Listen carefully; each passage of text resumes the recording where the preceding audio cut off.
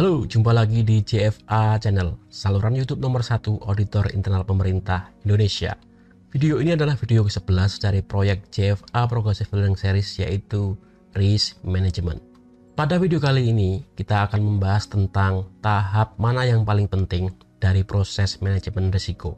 Nah, jika mendengar pertanyaan ini, saya kadang bertanya-tanya gitu, kepo gitu istilahnya. Apakah seseorang hanya ingin memfokuskan pada satu tahapan tertentu saja, lalu mengesampingkan tahapan lainnya, atau mereka tidak punya waktu begitu, lalu hanya memfokuskan pada satu tahapan yang mereka anggap paling penting? Nah, saya sendiri memiliki pendapat mengenai tahapan mana yang paling penting dalam proses manajemen risiko. Tetapi Anda boleh menganggap bahwa semua tahapan prosesnya sama pentingnya. Mengapa? Karena sejak awal, jika Anda tidak menetapkan sasaran-sasarannya, maka Anda tidak akan bisa mengidentifikasi resiko-resikonya.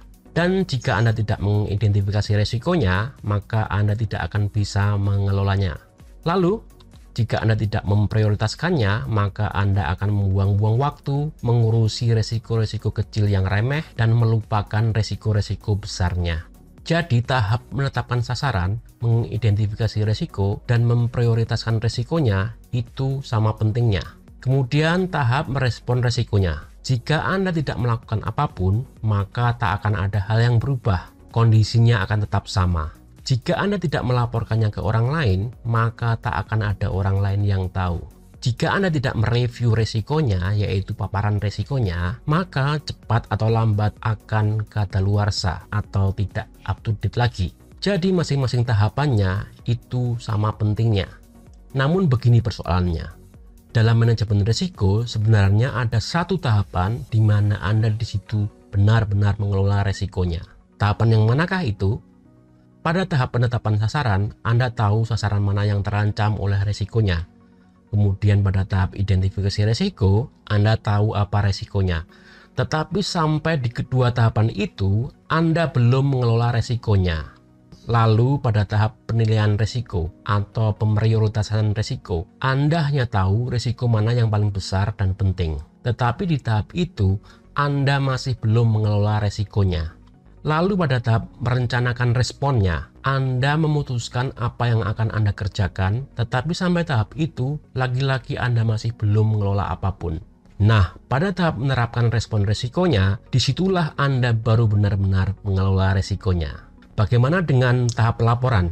Anda memberitahu ke orang lain, misalnya atasan Anda. Nah, pada tahap itu Anda juga tidak mengelola apapun. Bagaimana dengan tahap memonitor atau mereview dan mengupdate risikonya? Itu juga tidak mengelola apapun. Nah, berarti satu-satunya tahapan di mana Anda benar-benar mengelola risikonya adalah tahap penerapan respon risikonya. Jadi menurut saya, tahap penerapan respon risikonya adalah tahapan yang paling penting. Karena jika tidak kita terapkan, itu artinya kita sama sekali belum mengelola risikonya. Nah, saya punya tebak-tebakan. Cobalah Sobat Prokom menebaknya. Ada 5 kodok duduk di batang kayu. 4 kodok memutuskan untuk meloncat ke sungai. Pertanyaannya, ada berapa kodok yang masih tinggal di batang kayu? Berapa? Apakah jawaban Sobat Prokom adalah 1 kodok? Yakin? 1 kodok? Ya, Anda salah. Jawaban yang benar adalah 5 kodok. Loh, kok masih 5 kodok? Karena memutuskan meloncat ke sungai tidak sama dengan meloncat ke sungai. Kodok-kodok itu bisa berdiskusi panjang lebar mengenai mau pakai gaya apa untuk meloncat ke sungai. Tetapi kenyataannya mereka tidak pernah meloncat ke sungai. Mereka masih duduk-duduk santai di atas batang kayu. Kemudian tanpa disadari batang kayu itu ternyata terbawa arus sungai. Dan tiba-tiba mereka sudah berada di dekat air terjun yang terjal atau banyak buaya telah mengepung mereka. Maka tidak akan ada pilihan lain lagi. Mereka harus meloncat. Karena jika tidak meloncat, kondisinya tidak akan berubah.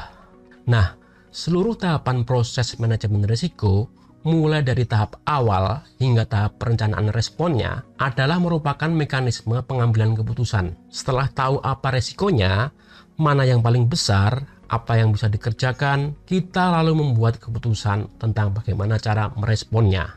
Tetapi ingat, kita harus tetap meloncat. Jika tidak meloncat, maka kodok-kodok itu masih berada di batang kayu dan kondisinya akan tetap sama, tidak ada yang berubah. Nah, sekarang perhatikan, kita mendokumentasikan seluruh tahapan pengelolaan resiko ini ke dalam sebuah dokumen, yaitu daftar resiko atau risk register. Setelah mengidentifikasi resikonya, memprioritaskannya, lalu merencanakan responnya, kita mencatat seluruh mekanisme prosesnya ke dalam dokumen, yaitu daftar resiko. Setelah itu, kita menutup dokumen itu dan menyimpannya ke lemari arsip, lalu tidak berbuat apa-apa. Artinya, sami mawon alias podoai alias sama saja.